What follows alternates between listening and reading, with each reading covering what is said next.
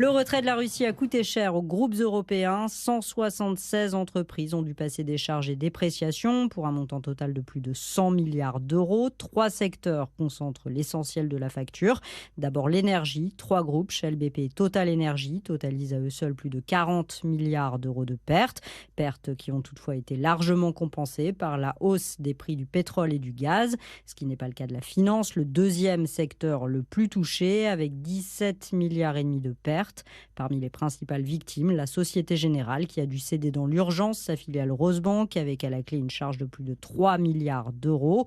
Enfin, l'industrie a encaissé plus de 13 milliards et demi de pertes, essentiellement portées par les constructeurs automobiles.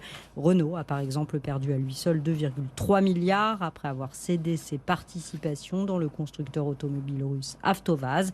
Et la facture risque encore de s'alourdir. Comme en témoigne le cas de Danone, il y a 2 semaines, le groupe a tout simplement été nationalisé par l'État russe alors qu'il était en discussion avec plusieurs candidats pour tenter de limiter la casse. À en croire la plupart des experts, ceux qui ont trop tardé à quitter le pays risquent de le payer encore plus cher.